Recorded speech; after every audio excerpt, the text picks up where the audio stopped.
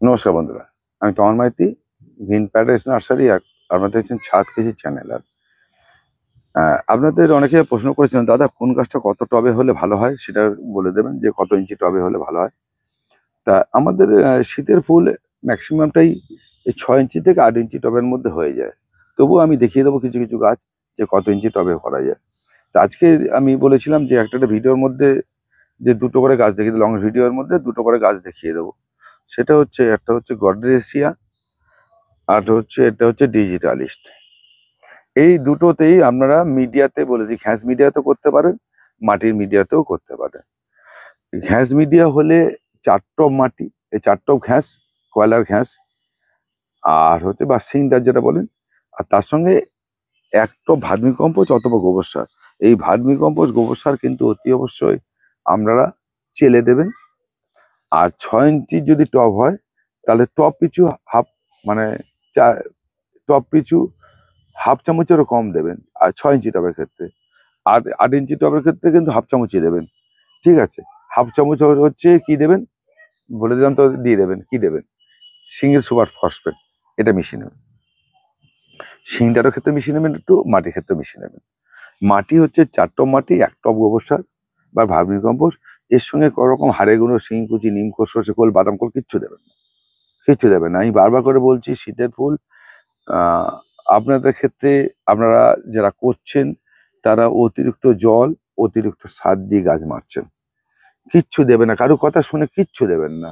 আমি বারবার করে অনুরোধ করছি, শুধু যদি তৈরি করা মাটি থাকে, গত বছরে বলেছিলাম জানুয়ারি মাসে, সেই তৈরি করা মাটি দিয়ে থাকে তাহলে করবেন, সেই মাটিতে বসাবেন। যদি নতুন মাটি থেকে বসান, ম্যাক্সিমাম লোকেরাই নতুন মাটি তৈরি করে বসান, তার সঙ্গে এই এই ওই মিনিগুলো দেবেন না, দেবেন না।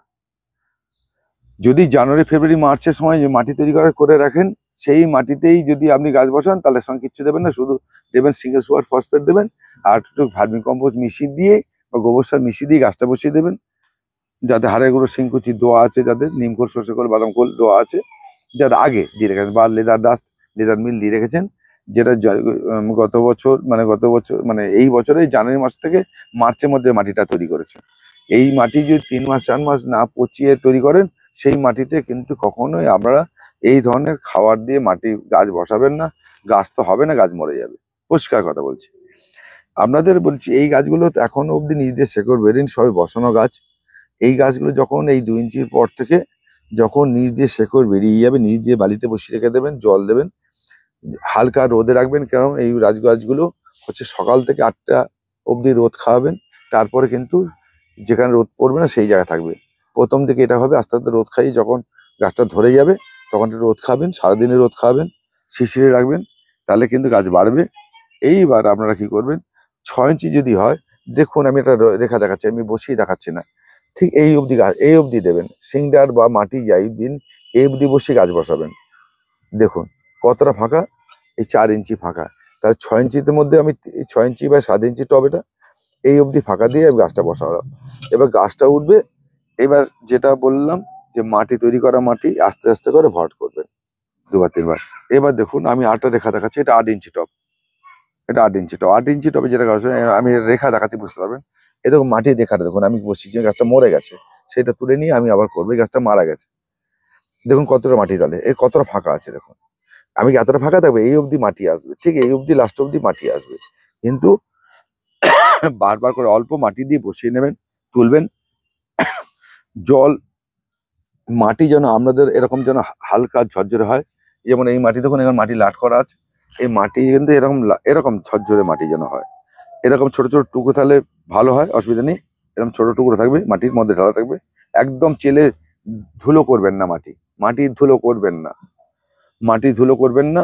মাটি ধুলো করলে বেশি জল ধরে রেখে দেয়, এরকম থাকলে গ্যাপিং হবে এবং জলটা ঠিক নেমে যাবে নিচ দিয়ে, ঠিক এরকম।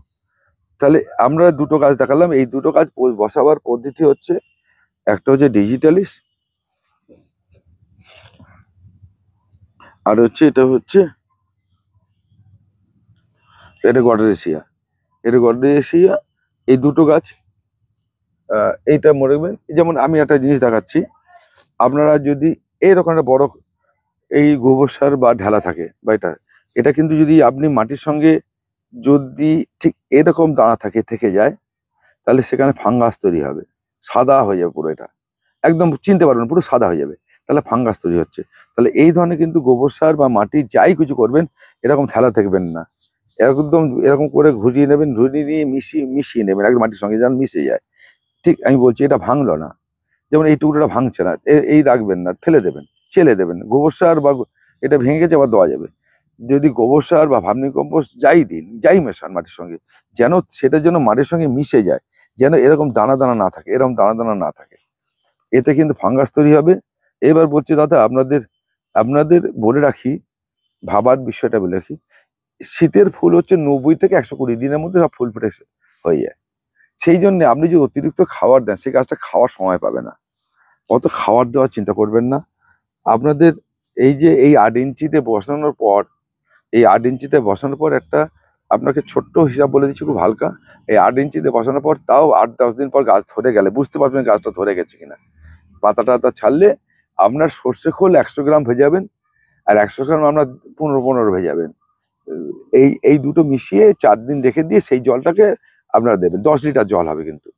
100 গ্রাম সর্ষে খোল, 100 গ্রাম হচ্ছে 15-15, এটা কিন্তু আপনার 10 লিটার জল হবে। সেই জলটাকে সপ্তাহে 1 দিন বা 2 দিনকে খাওয়াবেন, তাতেই আপনার গাছ হয়ে যাবে। আর সর্ষে খোল কিন্তু পচিয়ে রেখে দিলেন আর 1 মাস 1.5 মাস ধরে ব্যবহার করলেন, কোনো লাভ নেই, কোনো কাজ হবে না। সর্ষে খোল ভেজাবেন, 4 নাইট ভেজাবেন, 4 নাইট ভেজানোর পর সেই 4 রাত্রি ভেজাবেন, 4 রাত্রি ভেজানোর পর সেই জলটাকে ব্যবহার করে শেষ করে দেবেন, আবার ভেজাবেন, এইভাবে চলবে। কিন্তু কখনো ওই রেখে দেবেন, সেটা 2 বার 3 বার দিলেন, কোনো কাজ হবে না। আমরা এইভাবে দেবেন, তাহলে কিন্তু হবে। ঠিক আছে, এই 4 ইঞ্চি থেকে বা 8 ইঞ্চি বা 6 ইঞ্চিতে এই দুটো গাছ প্রতিস্থাপন করুন, করে দেখুন আমার কথা অনুযায়ী। যদি করতে পারেন, দেখবেন আপনার কাছে বাগানে কিছু নতুন কিছু দেখতে পাবেন। ঠিক আছে, এই ফুলের ছবিগুলো দেওয়া থাকবে, বা নেটে সার্চ করেও দেখে নিতে পারেন। তাহলে কিন্তু আপনারা এই ধরনের ফুল, শীতের ফুল কত সুন্দর হয়, কত রকম হয়, সেটা কিন্তু করতে পারবেন। আমি আপনাদের পাশে আছি, চেষ্টা করব আপনাদের হেল্প করে দেওয়ার জন্য। আহ আছি, তা সঙ্গে থাকুন, ভালো থাকবেন, সুস্থ থাকবেন। নমস্কার বন্ধু, আজকে এই পর্যন্তই।